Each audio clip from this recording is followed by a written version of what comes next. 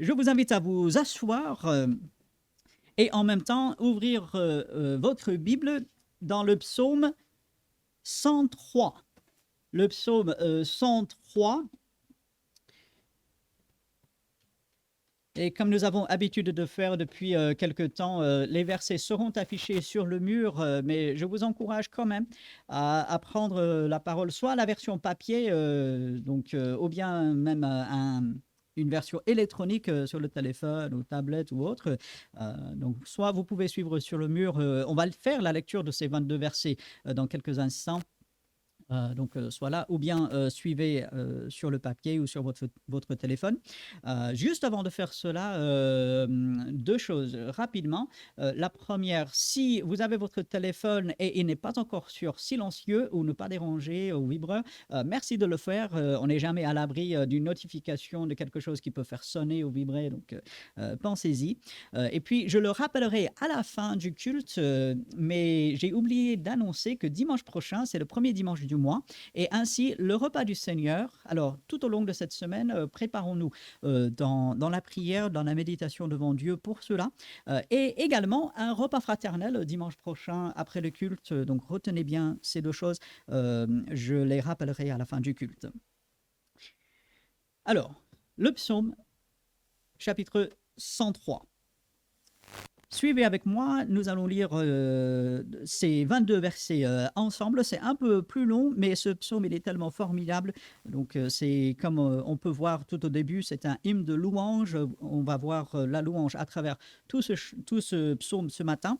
Alors, suivez avec moi le psaume 103 à partir du verset 1. De David, mon âme bénit l'Éternel. Que tout ce qui est en moi bénisse son saint nom. Mon âme bénis l'Éternel et n'oublie aucun de ses bienfaits. C'est lui qui pardonne toutes tes iniquités, qui guérit toutes tes maladies. C'est lui qui délivre ta vie de la fosse, qui te couronne de bonté et de miséricorde. C'est lui qui rassasie de bien ta vieillesse, qui te fait rajeunir comme l'aigle. L'Éternel fait justice, il fait droit à tous les opprimés. Il a manifesté ses voies à Moïse, ses œuvres aux enfants d'Israël. L'Éternel est miséricordieux et compatissant, lent à la colère et riche en bonté. Il ne conteste pas sans cesse. Il ne garde pas sa colère à toujours. Il ne nous traite pas selon nos péchés. Il ne nous punit pas selon nos iniquités. Mais autant les cieux sont élevés au-dessus de la terre, autant sa bonté est grande pour ceux qui le craignent. Autant l'Orient est éloigné de l'Occident, autant il éloigne de nous nos transgressions. Comme un père a compassion de ses enfants, l'Éternel a compassion de ceux qui le craignent, car il sait de quoi nous sommes formés, il se souvient que nous sommes poussière. L'homme, ses jours sont comme l'herbe, il fleurit comme la fleur des champs. Lorsqu'un vent passe sur elle, elle n'est plus, et le lieu qu'elle occupait ne la reconnaît plus. Mais la bonté de l'Éternel dure à jamais pour ceux qui le craignent, et sa miséricorde pour les enfants de leurs enfants, pour ceux qui gardent son alliance et se souviennent de ses commandements afin de les accomplir. L'Éternel a établi son trône dans les cieux, et son règne domine sur toutes choses. Bénissez l'Éternel, vous, ses anges, qui êtes puissants en force et qui exécutez ses ordres en obéissant à la voix de sa parole. Bénissez l'Éternel, vous, toutes ses armées, qui êtes ses serviteurs et qui faites sa volonté. Bénissez l'Éternel, vous, toutes ses œuvres, dans tous les lieux de sa domination. Mon âme bénit l'Éternel. Que Dieu bénisse la lecture de sa parole et aussi ce que nous allons découvrir à travers ces quelques versets ce matin. Ces 22 versets sont un psaume de David, un chant que lui, il a écrit que sûrement dans un premier temps pour lui seul et ensuite qu'il voulait faire connaître, qu'il voulait propager autour de lui. Lorsque on étudie un peu le psaume, lorsqu'on réfléchit à la vie de David, peut-être vers la fin de sa vie, vous avez vu, il parle de la vieillesse, donc peut-être il avait ça un peu dans son esprit. Mais quoi qu'il en soit, David va écrire ce chant, Dieu va le préserver pour nous aujourd'hui. Et aujourd'hui, le dernier dimanche d'août 2023, Dieu veut nous faire du bien à travers ce psaume.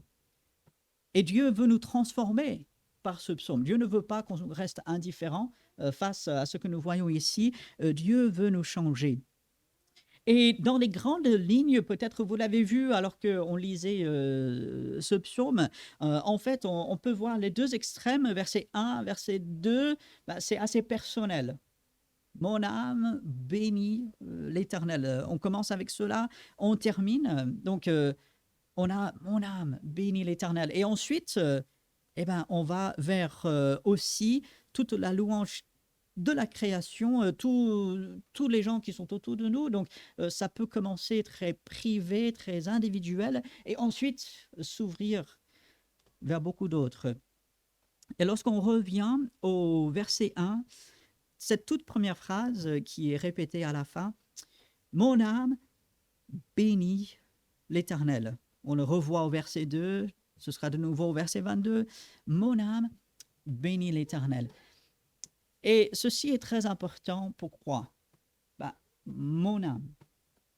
Ce n'est pas l'âme de mon voisin, ce n'est pas l'âme de mes enfants, ce n'est pas l'âme de mes parents, ce n'est pas l'âme du pasteur, ce n'est pas l'âme des chrétiens super spirituels.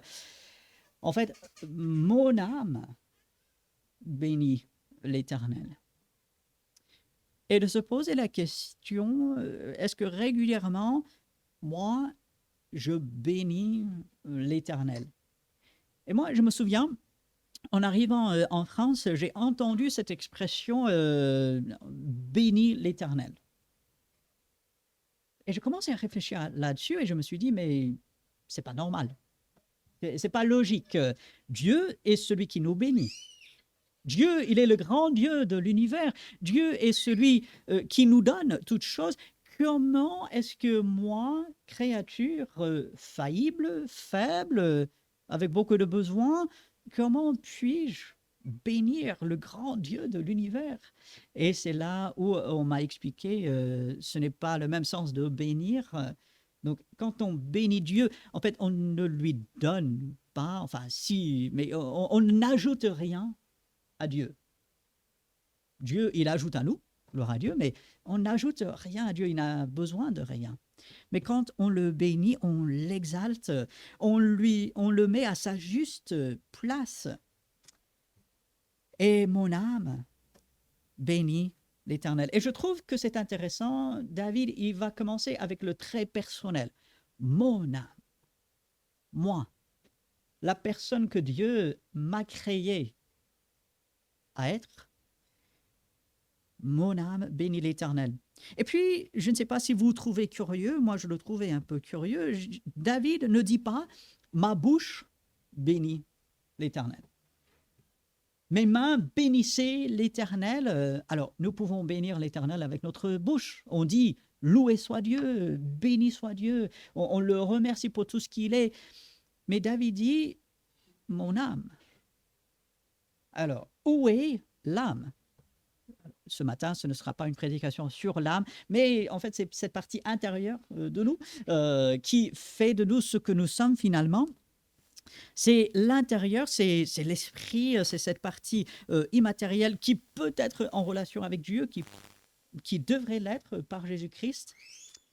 David dit, mon âme bénit l'Éternel. Ce qui est à l'intérieur, c'est là où ça doit commencer. C'est là où ça peut commencer. Et bien sûr, par la suite, comme on va le voir, ça va s'exprimer à l'extérieur. Mais lorsque, par exemple, on se lève le matin, de commencer à l'intérieur à exalter, à élever Dieu. Mon âme bénit l'Éternel. ce serait peut-être pas mal d'avoir ce verset ou ce bout de verset quelque part chez vous, peut-être dans la salle de bain. Là, vous allez vous préparer pour la journée au-dessus de la glace, du miroir. Voilà, mon âme bénit l'Éternel. Peut-être affiché sur le frigo, on y va souvent, n'est-ce pas? Mon âme bénit l'Éternel. Peut-être sur le tableau de bord de la voiture, coller un petit papier. Mon âme bénit l'Éternel. D'ailleurs, moi, je devrais faire cela puisque c'est derrière le volant où moi j'ai le plus de mal à bénir Dieu. Et je maudis les gens et je ne bénis pas Dieu. Et je ne devrais pas. Peut-être au travail, si vous avez la possibilité, pourquoi pas, mettre ce mot. Mon âme bénis l'Éternel. Alors, bien sûr, ici en France, il faut faire attention, mais on a quand même certains droits. Donc, on a le droit d'afficher certaines choses et n'hésitons pas. Ça peut faire du bien. Nous savons que le monde du travail est très difficile. Les gens se moquent de notre foi, les gens se moquent de Dieu. Et d'avoir un petit rappel tous les jours, mon âme bénit l'Éternel. Mon âme, c'est la mienne, pas celle des autres. Bien sûr, elles doivent le faire, mais pour l'instant, on ne s'occupe pas des autres. Mon âme bénit l'Éternel. Ça commence à l'intérieur. Et puis, David, il ne peut pas s'empêcher d'aller plus loin. Il dit que tout ce qui est en moi bénisse son saint nom. Que tout mon être, tout cet être que Dieu a créé, tout l'être que vous êtes, cette créature spéciale de la part de Dieu, Dieu vous a façonné, Dieu vous a modelé, Dieu vous connaissiez avant, Dieu vous connaissait même avant votre naissance. Que tout ce qui est en moi bénisse son nom. Ça veut dire mes pensées, ça veut dire mes paroles, ça veut dire mes gestes. Bénissez son nom. Ça peut passer par des chants. Alors, écouter des chants, c'est très bien. Chanter aussi avec ces chants, c'est quelque chose que nous devrions faire. Que tout ce qui est en moi bénisse son nom. Et de réfléchir comment est-ce que tout mon être peut bénir Dieu. Déjà dans mes pensées, quand je suis porté vers la parole de Dieu, là je bénis Dieu. Lorsque devant des difficultés et quand je suis découragé, de penser à Dieu.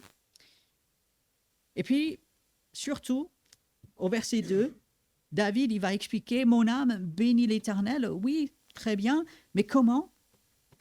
N'oublie aucun de ses bienfaits. Nous sommes oublieux, n'est-ce pas? Nous sommes des gens qui, voilà, on aimerait tout retenir, mais on ne le fait pas. Et on est même emmené à oublier des bienfaits de Dieu. Tout ce qu'il a fait pour nous. Voilà pourquoi il est important de saisir le dimanche matin ces occasions de dire « Voici ce que Dieu a fait pour moi ». Vous savez, quand vous dites quelque chose à haute voix devant d'autres, ça vous aide à le retenir. Ça ne veut pas dire qu'on n'oubliera jamais, mais ça aide à retenir. Et du coup, saisir ces occasions le dimanche matin peut être une occasion de mettre en pratique concrètement ce verset. Et n'oublie aucun de ses bienfaits. Ça passe aussi par la préparation. Dans la semaine, n'hésitez pas. Si Dieu vous montre un verset, si Dieu pourvoit, s'il répond à une requête, notez-le quelque part. Et puis, préparez-vous le dimanche matin à pouvoir partager et dire « Voici ce que Dieu il a fait pour moi. Voici comment il a répondu. Voici ce qu'il m'a montré. » Mon âme n'oublie aucun de ses bienfaits. Combien il est facile, lorsque ça ne va pas, de se focaliser sur tout ce qui ne va pas, en fait. On a déjà parlé de cette idée de broyer du noir, de toujours focaliser sur les mauvaises choses, et finalement, c'est un spirale vers le bas. C'est quelque chose qui va nous entraîner au fond, en fait. Et dans ces moments-là, on peut se souvenir des bienfaits de Dieu. Et quels sont ces bienfaits? David, il va en parler. Et la toute première chose, c'est tellement énorme. David savait de quoi il parlait. C'est lui qui pardonne toutes tes iniquités. Alors, David, il avait des iniquités. Hein?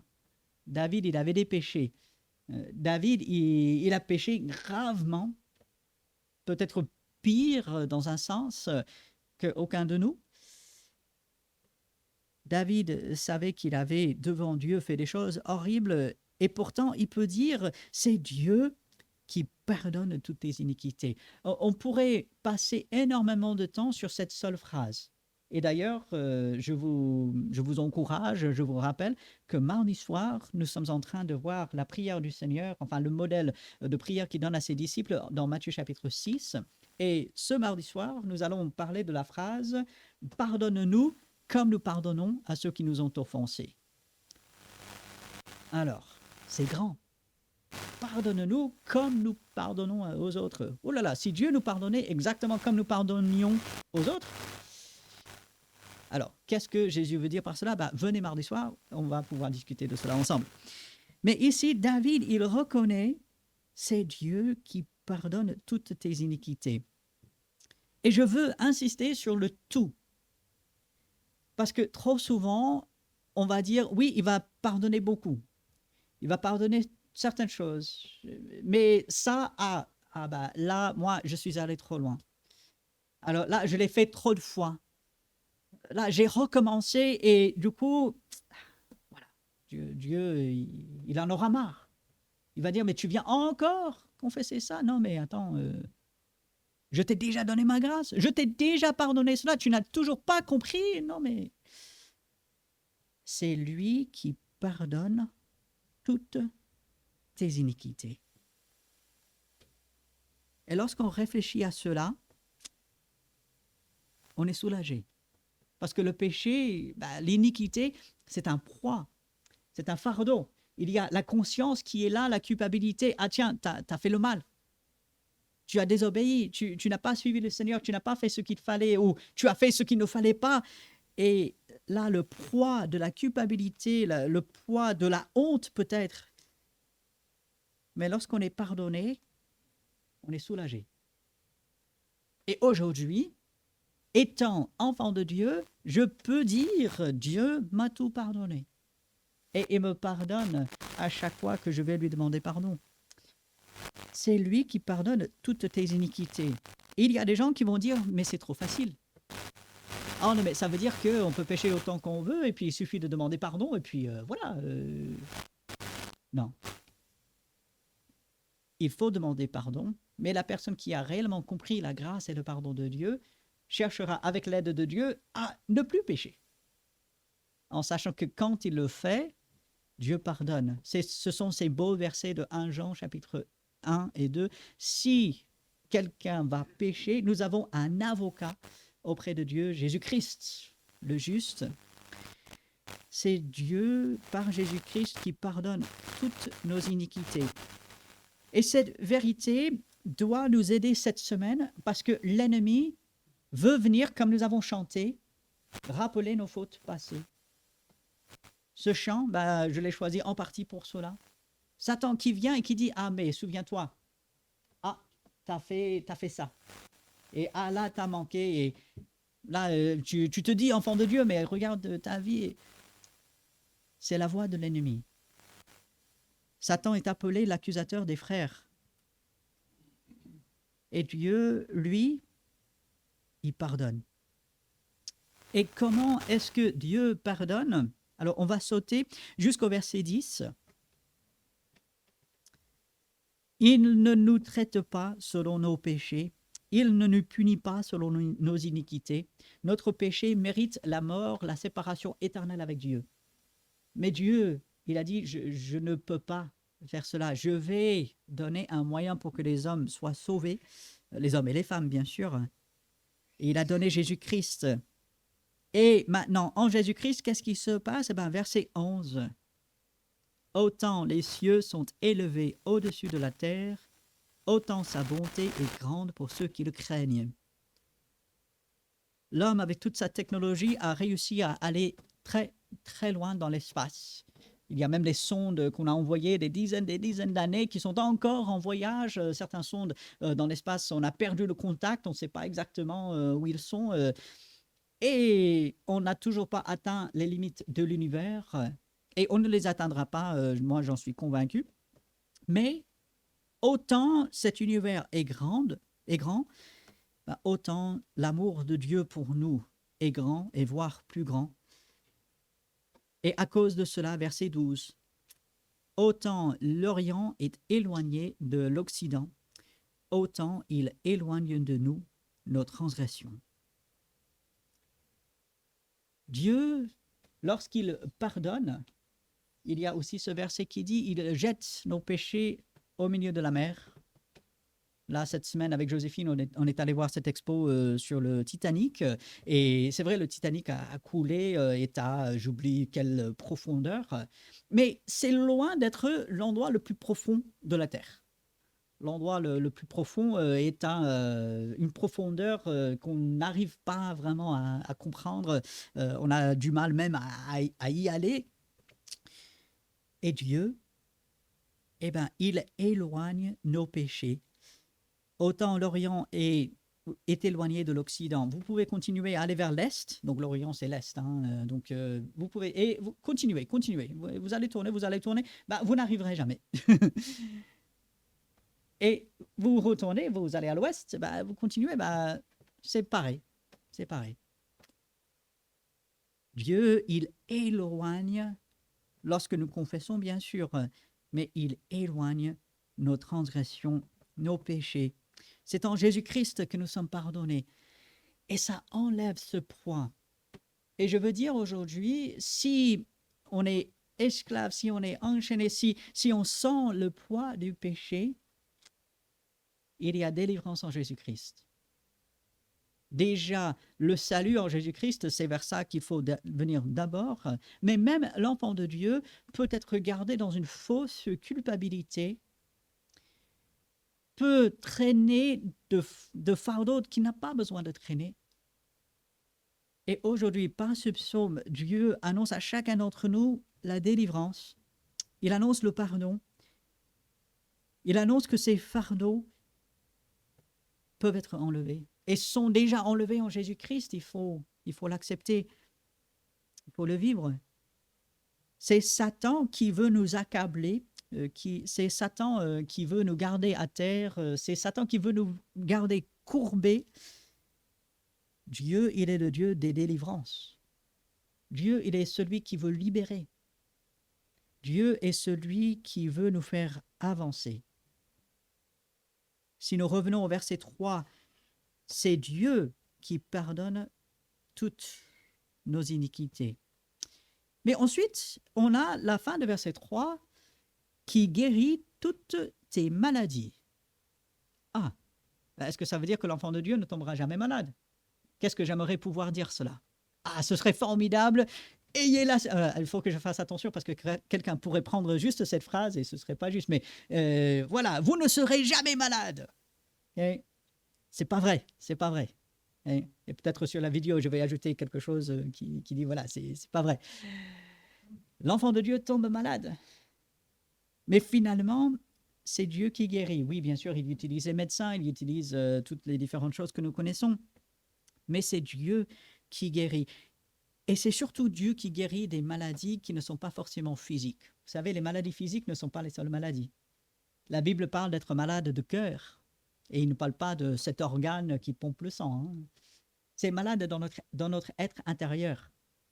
C'est ce mal-être, c'est le découragement, c'est, moi je dirais, la dépression par moment, la tristesse, l'incompréhension, la frustration.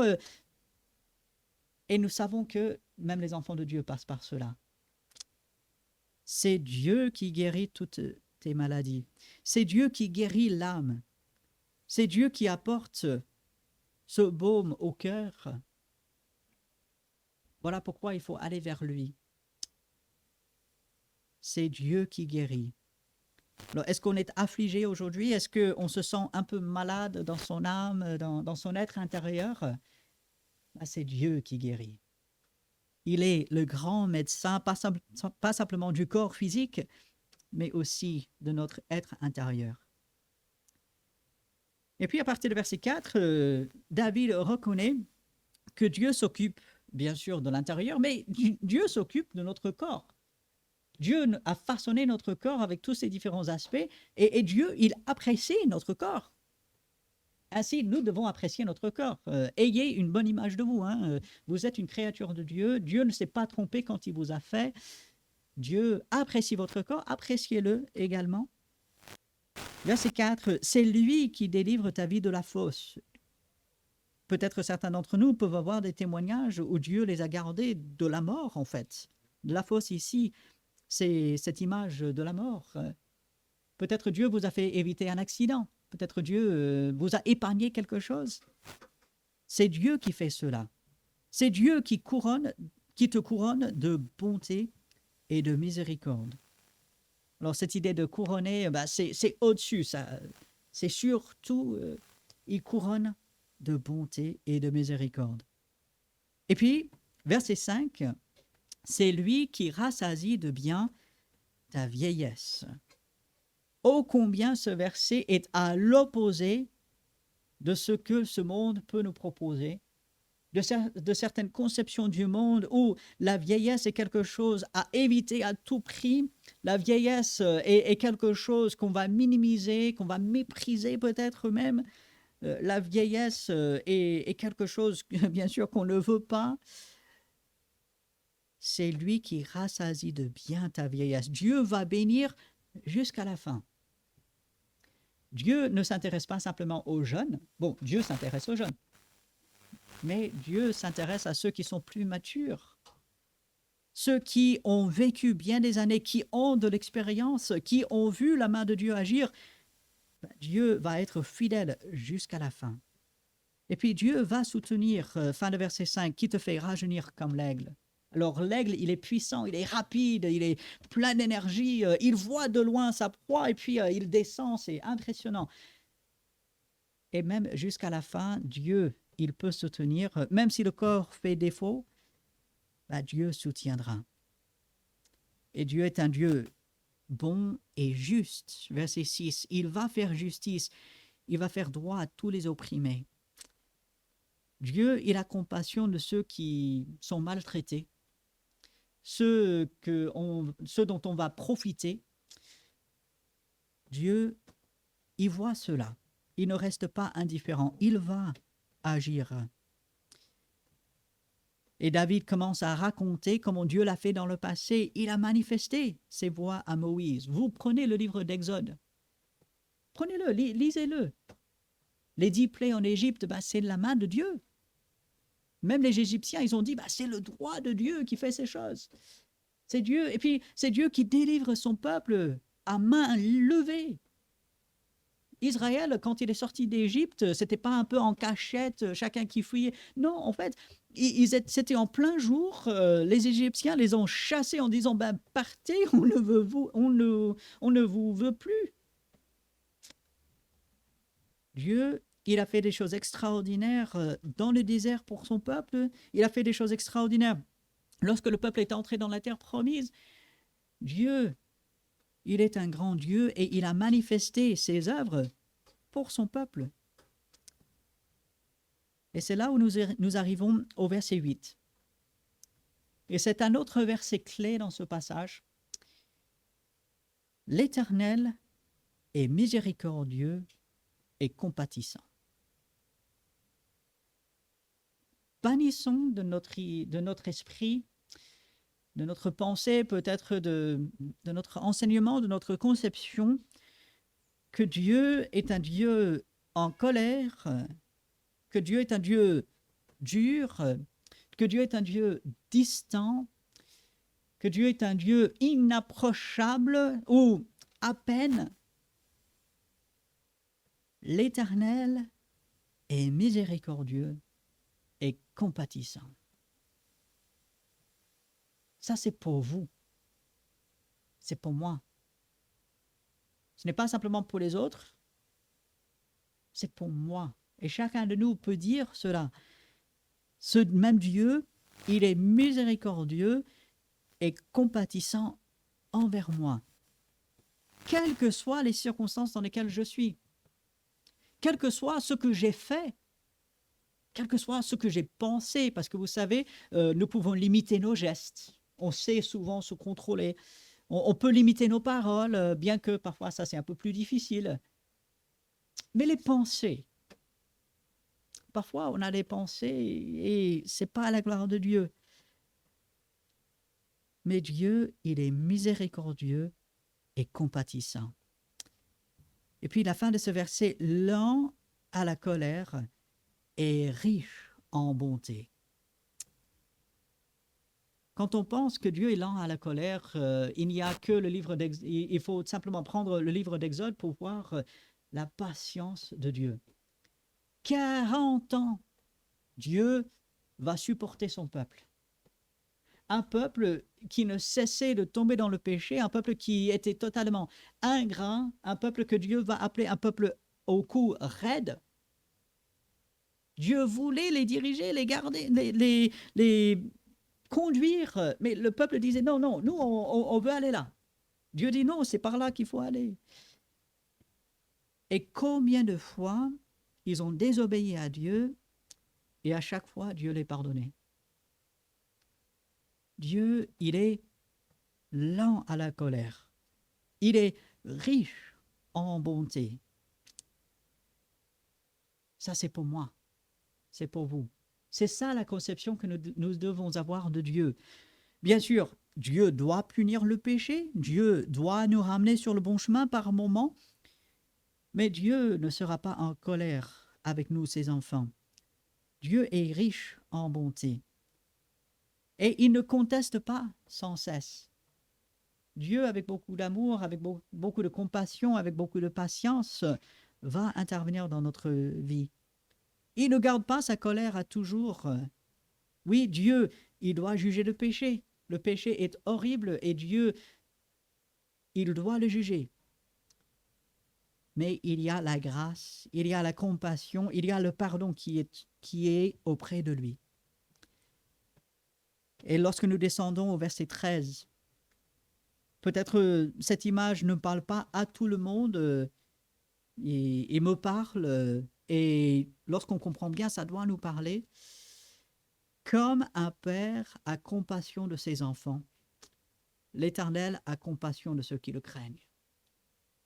Et peut-être vous allez dire, bah, mon père, il n'était pas très compatissant.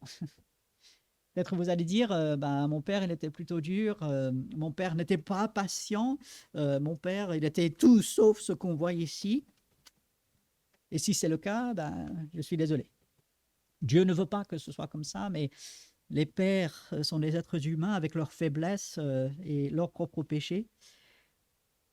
Mais Dieu, lui, il est compatissant. Lui, peu importe ce que les pères terrestres font, lui, il est compatissant. Il est rempli de compassion. Et puis verset 14, il sait de quoi nous sommes formés. Il le sait parce que c'est lui qui l'a fait. Dieu a pris la poussière de la terre, il a façonné l'homme, il lui a insufflé cette souffle de vie, et Dieu sait que nous sommes cette poussière. Dieu sait que nous sommes limités. Et Dieu, il a des attentes totalement justes en ce qui nous concerne. Dieu sait de quoi vous êtes capable. Dieu sait ce qu'il a prévu pour chacun d'entre nous. Et ainsi, il n'aura pas des exigences trop élevées. Dieu ne dira pas « Ah non, mais qu'est-ce que je suis déçu. Ah, je m'attendais tellement mieux de toi. » Mais non, non, Dieu nous connaît. Et Dieu dit « Mon enfant, je sais que c'est difficile. Je sais les souffrances auxquelles tu fais face. Je sais ce qui se passe en toi. Je sais ce à quoi tu es confronté. Je sais que ce que d'autres te font, je sais toutes les difficultés, je sais tes manquements, et je suis là. Je suis là, présent pour toi. Il se souvient que nous sommes poussière, alors la poussière, elle s'envole. Et comme l'herbe au verset 15, ça va apparaître pour un petit moment, et puis ça va disparaître. Dieu sait que notre vie sur cette terre, elle est limitée. Dieu sait que les souffrances par lesquelles nous passons, elles ne vont pas durer éternellement. Un jour, ça s'arrêtera. Et Dieu sait que pendant cette vie sur terre, il va prendre soin de nous. L'homme, ses jours sont comme l'herbe. C'est le moment de tondre. Notre frère Patrick nous parlait au collège, il aura du travail. Là, quand il reprendra, l'herbe, elle est assez haute. Mais bon, il va tondre et il ne se mettra pas en souci de l'herbe. Il la tond et il l'emmène à la déchetterie ou je ne sais pas où on la met, mais voilà. Et puis, on n'y pense plus. C'est tondu et puis c'est fini. Et la vie de l'homme, de l'être humain sur la terre, c'est un peu comme cela. Jésus, il a pris aussi cette image. Pierre, il va reprendre également dans le Nouveau Testament cette image. L'homme, il va fleurir comme la fleur des champs. Et puis, il va disparaître. Lorsqu'un vent passe sur elle, verset 16, elle n'est plus. Le lieu qu'elle occupait ne la reconnaît plus. C'est temporaire, c'est passager, c'est notre vie ici sur la terre. Voilà pourquoi il faut regarder vers Dieu, parce que Dieu, lui, il sera toujours là. Verset 17, la bonté de l'Éternel dure à jamais. Est-ce que Dieu a été bon hier? Et j'espère que chacun peut dire oui. Est-ce que Dieu a été bon la semaine dernière? Et j'espère que chacun peut dire oui. Est-ce que Dieu est bon aujourd'hui? Oui. Est-ce que Dieu sera bon demain? Même si vous n'arrivez à dire que simplement j'espère, pas grave. Dieu sera bon. Est-ce que Dieu sera bon dans 1000 ans? Oui. Est-ce que nous bénéficions de la bonté de Dieu aujourd'hui? Oui. Mais vous avez relevé peut-être que cette phrase ne se termine pas avec cela. La bonté de l'Éternel dure à jamais pour ceux qui le craignent. Mais Robert, là, il y a des moments où je ne crains pas Dieu. Il y a des moments où je ne pense pas trop à Dieu. Alors, à ce moment-là, est-ce que Dieu, il m'enlève sa bonté? Est-ce qu'il dit, là, la bonté s'arrête, tant que tu ne me crains pas, je retiens ma bonté, je ne la donne pas? Non. Si nous sommes enfants de Dieu, obligatoirement, nous craignons Dieu. Alors, est-ce qu'on le manifeste toujours? Peut-être pas. Mais si nous sommes enfants de Dieu, nous craignons Dieu et ainsi sa bonté est toujours là.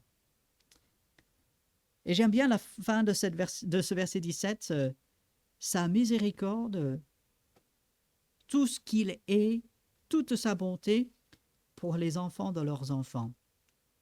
Il y a un héritage là. Là, il y a quelque chose qu'on transmet, que le gouvernement, l'État ne peut pas prendre. L'État aime récupérer tout. L'État ne veut pas que les richesses se transmettent, mais là, il y a quelque chose que l'État ne peut pas récupérer. Et d'ailleurs, je me demande même si l'État le voudrait. Bon. On transmet, parce que c'est Dieu qui le fait, sa miséricorde pour les enfants de leurs enfants. Lorsque nous ne serons plus là, parce que ce jour, il arrivera. Un jour, on ne sera pas là. Mais la bonté de Dieu continuera. Et il est vrai, les parents se font des soucis pour leurs enfants, c'est normal. C'est le rôle des parents de s'occuper des enfants. Mais finalement, tous nos soucis, tous nos préparatifs, tout ce que nous pouvons faire peut aller jusqu'à un certain point. Qu'est-ce qui va assurer que nos enfants réussissent? C'est la grâce de Dieu. C'est sa miséricorde. Et qu'est-ce qui sera là lorsque nous ne serons pas là? C'est la grâce et la miséricorde de Dieu. Et ceci, pas simplement pour les enfants qui continuent de suivre Dieu, mais en fait, pour tous les enfants. On se fait des soucis pour les enfants qui se détournent de Dieu, et ça c'est légitime, il faut prier pour ces enfants que Dieu les ramène vers lui. Mais quoi qu'il en soit, Dieu veille sur ses enfants et continue de manifester sa miséricorde et sa bonté envers eux. Et là, nous arrivons au verset 18, un autre verset clé de ce passage. Il y a la bonté, il y a la miséricorde de Dieu qui sont pour ceux qui gardent son alliance, c'est-à-dire qui restent fidèles à Dieu, qui se souviennent de ses commandements afin de les accomplir. La mise en pratique. Ceci ne doit pas être simplement intellectuel. Ah, tiens, voilà, on réfléchit à la bonté de Dieu, on réfléchit à sa miséricorde. Oui, Dieu est bon. Oui, Dieu a fait toutes ces choses pour nous. Loué soit Dieu et tout. Et puis demain, on vit comme si de rien n'était. Ah non. Ah non, non. Là, on a raté quelque chose. Afin de les accomplir, ces commandements, ces ordonnances, devant la bonté, devant l'énormité, l'immensité de Dieu et tout ce qu'il est, eh ben, de se mettre à son service, de travailler pour lui, de lui obéir, c'est ce que nous devons faire. Et le verset 19, qui nous rassure dans un monde totalement instable, chaotique, l'Éternel a établi son trône dans les cieux. Un jour, il l'établira sur la terre, mais pour l'instant, son règne, il l'établit dans les cieux. Dieu est au contrôle. Dieu gère tout. Et son règne domine sur toutes choses. Il n'y a rien qui échappe à sa domination. Et puis, versets 20, 21 et 22, on termine que tout bénisse Dieu. Les anges qui sont auprès de lui, qui sont puissants, eux qui obéissent à Dieu, qu'ils bénissent Dieu, qu'ils l'exaltent. Verset 21, toutes les armées de Dieu, ici on parle des armées célestes, on peut penser aux étoiles, on peut penser à tous les astres dans le ciel qui servent à louer Dieu. Et eux, ils font la volonté de Dieu, c'est-à-dire ils font ce que Dieu les a fait et les a préparés à faire. Et puis toutes les œuvres de Dieu, verset 22, bénissez l'Éternel dans tous les lieux de sa domination. Où est-ce que Dieu domine? Partout. Où est-ce que Dieu doit être loué, béni? Partout. Et moi, j'ai le privilège de participer à cela. Et je dois le faire. Et David termine, c'est comme s'il ferme la boucle ici, il revient au point de départ. Mon âme bénit l'Éternel. Lorsque je me souviens de combien Dieu est grand, lorsque je me souviens de son pardon, lorsque je me souviens de sa provision pour moi, lorsque je me souviens du soin qu'il prend de moi jour après jour, lorsque je me souviens qu'il projette de bonnes choses pour moi, que lui, il sera là jusque dans l'éternité, qui prend soin de moi, qui prend soin de ma famille, qui prend soin de mes enfants, qui dirige toutes choses, comment ne pas bénir et louer Dieu? Comment ne pas être dans cette optique? Reconnaissons que par moments, on perd cela de vue. On regarde les circonstances autour de nous, on est dans la difficulté, on commence à mal réfléchir peut-être, et c'est là où nous pouvons revenir à ce passage. Dieu nous a donné sa parole. Revenons vers elle souvent, parce qu'on a besoin de ce rappel. Mon âme, peu importe ce que font les autres, mon âme bénit l'Éternel. C'est ça le mot d'ordre pour cette semaine, c'est ce que Dieu veut que nous fassions. Je vous encourage à travers cette semaine, revenez à ce psaume, méditez là-dessus, remerciez Dieu jour après jour pour toutes les différentes choses qu'il révèle dans ces passages, et que chaque jour, nous puissions dire honnêtement, mon âme bénit l'Éternel. Pour terminer, nous allons passer quelques instants dans une prière silencieuse devant Dieu. Nous allons demander son aide, mais aussi déjà dans notre esprit, silencieusement, nous pouvons commencer à le bénir, le remercier. Alors passons quelques instants dans une prière silencieuse et ensuite je prierai pour terminer cette partie. Oui, notre grand Dieu, nous sommes devant toi et nous te remercions que tu as dirigé David à écrire ce psaume et que tu l'as préservé jusqu'à nous aujourd'hui. Merci pour tous tes bienfaits. Aide-nous à ne pas les oublier. Aide-nous à nous rappeler toutes tes grâces, ton pardon, ton soutien. Relève-nous, Seigneur. Aide-nous. Remplis-nous de cette louange, que notre âme, que tout notre être te bénisse jour après jour. Que nous soyons connus pour cela, que d'autres puissent le voir, Seigneur, qu'ils voient le changement que toi tu opères en nous. et ainsi que tu puisses recevoir toute l'honneur et toute la gloire pour cela, parce que c'est toi qui l'auras fait. En ton nom. Amen. Je vous laisse avec 2 versets dans 2 Thessaloniciens chapitre 2, versets 16 à 17, que notre Seigneur Jésus-Christ lui-même est Dieu notre Père qui nous a aimés et qui nous a donné par sa grâce une consolation éternelle et une bonne espérance, console vos cœurs et vous affermisse en toute bonne œuvre et en toute bonne parole. Voilà, avec ces versets, que Dieu bénisse chacun, qu'il fortifie. N'oubliez pas de saluer nos amis qui nous font la joie d'être avec nous ce matin. Alors, saluez-vous les uns les autres, que Dieu bénisse chacun.